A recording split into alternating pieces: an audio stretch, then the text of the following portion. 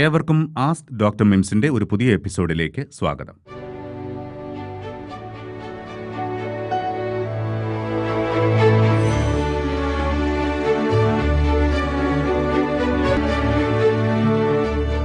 ഇന്ന് ഞാൻ ചർച്ച ചെയ്യുന്നത് അക്യൂട്ട് ഓസ്റ്റിയോ മൈലേറ്റിക്സിനെ കുറിച്ചാണ്. കുട്ടികളിലെ അസ്ഥികളിലേക്ക് രക്തത്തിൽ തന്നെയുള്ള അണുക്കൾ കടന്നുണ്ടാകുന്ന അണുബാധയാണിത്. പ്രത്യേകിച്ചും 2 വയസ്സുവരെ പ്രായമുള്ള കുട്ടികളിലാണ് ഇത് കണ്ടുവരുന്നത്. അണുബാധയുള്ള കുട്ടികൾ കൈകളോ കാലുകളോ അനക്കുകയില്ല.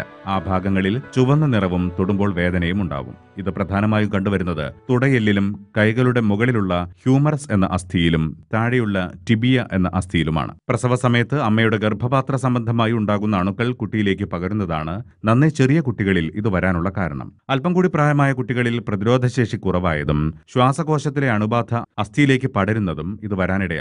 തൊലിപ്പുറത്തുണ്ടാവുന്ന ഒരു ചെറിയ കുരുവിൽ നിന്ന് പോലും അണുബാധ അസ്ഥിയിലേക്ക് പടരും. അത് അക്യൂട്ട് ഓസ്റ്റിയോ മൈലേറ്റിക്സ് വരാൻ കാരണമാവുകയും ചെയ്യും. എക്സ്റേയിലൂടെ അസ്ഥിയിലെ പഴുപ്പ് വ്യക്തമാകണമെങ്കിൽ 3 ആഴ്ച വേണ്ടിവരും. അല്ലാതെ നോക്കിയാൽ നോർമലായിട്ടാണ് കാണുക. MRI സ്കാനിലൂടെ എത്രയും നേരത്തെ രോഗം വ്യക്തമാകും. ഇതിന്റെ ട്രീറ്റ്മെന്റിൽ നീർക്കെട്ട് മാത്രമാണെങ്കിൽ ആന്റിബയോട്ടിക് കൊടുക്കുകയാണ് ചെയ്യുന്നത്. കുറവില്ല എങ്കിൽ മാത്രം ഓപ്പറേഷൻ ചെയ്യും. അണുബാധയുണ്ടെന്ന് കണ്ടാൽ എത്രയും പെട്ടെന്ന് ഓപ്പറേഷൻ വഴി പഴുപ്പ് നീക്കം ചെയ്യും. അസ്ഥികൾ വളരുന്ന സമയമാണ് കുട്ടിക്കാലം. അസ്ഥിയുടെ താഴ്ഭാഗത്തും മുകൾ ഭാഗത്തുമാണ് കൂടുതൽ രക്തയോട്ടമുള്ളത്. അണുബാധ വന്നു കഴിഞ്ഞാൽ അത് അസ്ഥിയുടെ വളർച്ചയെ ബാധിച്ച് കാലിന് ഡിഫോമിറ്റി വരാനുള്ള സാധ്യത വളരെ കൂടുതലാണ്. എത്രയും പെട്ടെന്ന് അത് കണ്ടെത്തി ചികിത്സിച്ചിട്ടില്ലെങ്കിൽ ഭാവിയിൽ കാലിന് വലിപ്പ വ്യത്യാസം, വളവ് ഇവയൊക്കെ ഉണ്ടാവും. കുറച്ചു കഴിഞ്ഞാൽ അണുബാധ മറ്റ് ജോയിന്റുകളിലേക്ക് ബാധിച്ച് അത് ജോയിന്റിലെ തരുണാസ്ഥിയെ മുഴുവനായും ദ്രവിപ്പിച്ചു കളയും. അങ്ങനെ ജോയിന്റ് മടങ്ങാതാവും. ഇത്തരം സന്ദർഭങ്ങളിൽ അത് തനിയെ മാറിക്കൊള്ളുമെന്ന് കരുതാതെ എത്രയും പെട്ടെന്ന് ചികിത്സിച്ചു മാറ്റേണ്ടതാണ്. കുട്ടിയുടെ ഭാവി വൈകല്യങ്ങൾ ഉള്ളതാവാതെ നോക്കേണ്ടത്